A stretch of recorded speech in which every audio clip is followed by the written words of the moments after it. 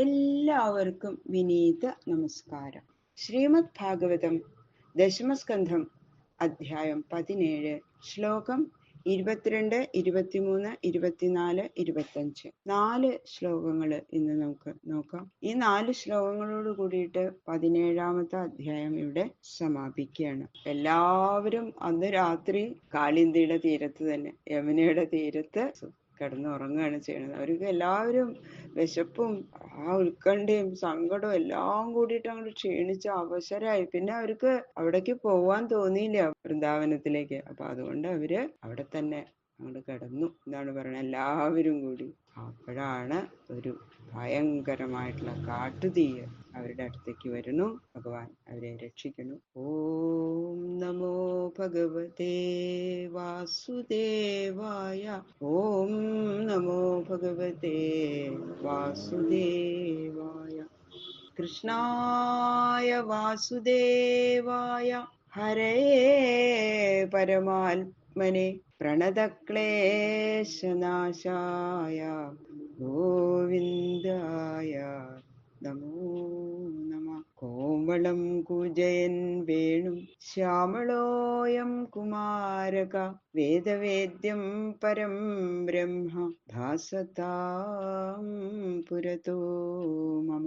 ശ്ലോകം 22. തത ഉത്ഥായ സംഭ്രാന്ത ദഹ്യമാനാവ്രജൗകസ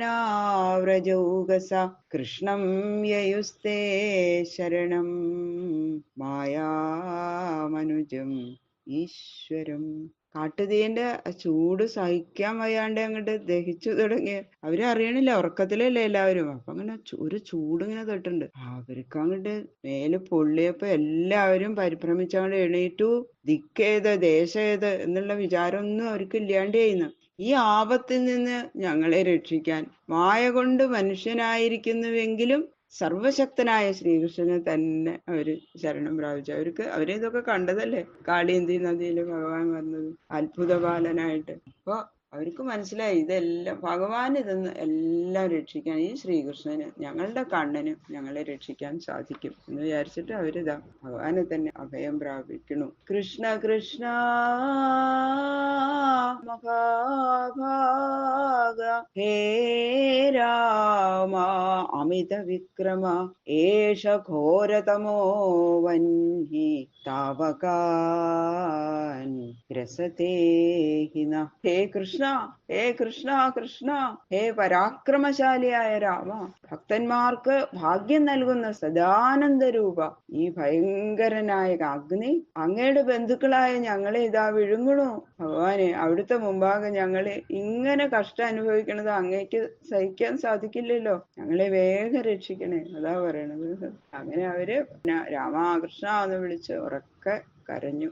സുദുസ്തരാന്ന സ്വാൻ പാഹി കാലാഗ്നേ സുഹൃദ പ്രഭു ന ശക്നുമസ്ത്വച്ചരണം സന്ധ്യക്തും അകുതോഭയം. ഹേ മഹാപ്രഭു, മൃത്യുരൂപനായിരിക്കുന്ന ഈ അഗ്നിയിൽ നിന്ന് അങ്ങയുടെ ആശ്രിതന്മാരും സുഹൃത്തുക്കളുമായ ഞങ്ങളെ രക്ഷിക്കണേ. ഞങ്ങൾക്ക് മരിക്കാനൊന്നും ഒരു ഭയമില്ല, അതുകൊണ്ടല്ല ഭഗവാനെ ഇങ്ങനെ അപേക്ഷിക്കണത്. സർവ ഭയങ്ങളും തീർത്ത് ഭക്തപരിപാലനം ചെയ്യുന്ന അവിടുത്തെ പാദകമലത്തെ വേറിട്ട് പോവാൻ ഞങ്ങൾക്ക് ശക്തിയില്ല, അതുകൊണ്ട് ഞങ്ങളെ രക്ഷിക്കണേ. അവിടുത്തെ വിട്ട് ഞങ്ങൾക്ക് എവിടെയും പോവണ്ട, അല്ലാതെ ഞങ്ങൾക്ക് മരിക്കണേനൊന്നും ഒരു ഭയവും ഇല്ല, അതുകൊണ്ട് ഞങ്ങളെ രക്ഷിക്കണേ.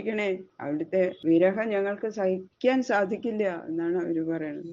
ഇത്തം സ്വജനവൈക്ലഭ്യം നിരീക്ഷ്യ ജഗദീശ്വര തമഗ്നിമഭിബൽ തീവ്രം അനന്തോ അനന്തശക്തി തൃക്. അപരിച്ഛിന്ന സ്വരൂപനായ ഭഗവാൻ, അങ്ങനെ അനന്ത ശക്തിയുള്ള ആളാണ് ഭഗവാൻ. ആ അനന്തശക്തി സ്വരൂപനായ ഭഗവാൻ തന്റെ ജനങ്ങളെ ഇങ്ങനെ ദുഃഖിക്കണത് കണ്ടപ്പോ ആ അതികഠിനമായ കാലാഗ്നി മുഴുവനും അങ്ങോട്ട് പാനം ചെയ്തു. ഇങ്ങനെ തീനെ എങ്ങനെ പാനം ചെയ്യാൻ സാധിക്കും എന്നൊന്നും ആരും ശങ്കിക്കണ്ടെന്ന് പറയാണ്.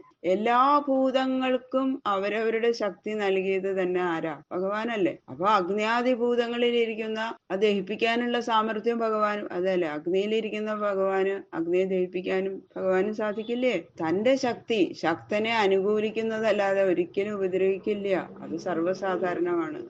ശ്രുതിയിൽ പറയണു. യദാദിത്യഗതം തേജോ ജഗൽഭാസയതേഖിലം യന്ദ്രമസി യച്ചാഗ്നൗ തത്തേജ വിദ്ധി മാമകം. ആദിത്യൻ, ചന്ദ്രൻ, വഹ്നി ഇവരിലുള്ള ജഗൽഭാസകമായ തേജസ് എന്റെ തേജസ്സാണെന്ന് ധരിച്ചോളൂ അർജുന എന്ന് ആ ഗീതാശ്ലോകത്തില് ഭഗവാൻ തന്നെ അർജുനന് ഉപദേശിച്ചിട്ടുണ്ട്. ആ വിരാട് സ്വരൂപനായ ഭഗവാന്റെ മുഖത്തു നിന്നാണ് അഗ്നി ഉണ്ടായത് എന്ന് ശ്രുതിയിൽ പറയുന്നുണ്ട്. മുഖാത് അഗ്നി അജായത. തന്റെ മുഖത്തിലുള്ള ഉൽപ്പത്തി സ്ഥാനം തന്നെ കാര്യരൂപകമായ അഗ്നി, കാരണാഗ്നി സ്ഥാനമായ ഭഗവാന്റെ മുഖാന്തർഭാഗത്തിൽ അങ്ങോട്ട് ലയിച്ചു പോവാണ്. ഭഗവാൻ എന്താണ് അഗ്നിയെ പാനം ചെയ്യാൻ എന്താണ് വിഷമം? നാരായണീയത്തില് മേൽപ്പത്തൂര് പറയണു, പ്രബുദ്ധിദാനഥ പാലയ പാലയേതി ഉദയ ആർത്തരവാൻ പശുപാലകാൻ അവിതുമാശുപപാധ മഹാനലം കിമിഹ ചിത്രമയം ഖലു തേ മുഖം.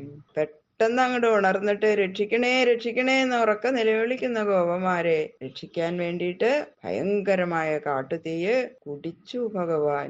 എന്താ ഈ അഗ്നിപാലത്തിൽ എന്താണ് അത്ഭുതം? ഈ അഗ്നി അവിടുത്തെ തിരുവായ് തന്നെയല്ലേ എന്നാണ് മേൽപ്പത്തൂര് പറയണത്. അഗ്നിസ്വരൂപമായ ഭഗവാന്റെ മുഖത്തില് പൊള്ളലേൽപ്പിക്കുവാൻ അഗ്നിക്ക് സാമർഥ്യം ഉണ്ടോ? ഇല്ല. ഇതി ശ്രീമദ്ഭാഗവതേ മഹാപുരാണേ പാരമഹംസ്യാം സംഹിതായാം ദശമസ്കന്ധേ ദാവാഗ്നിപാനം നാമ സപ്തദശോധ്യായ.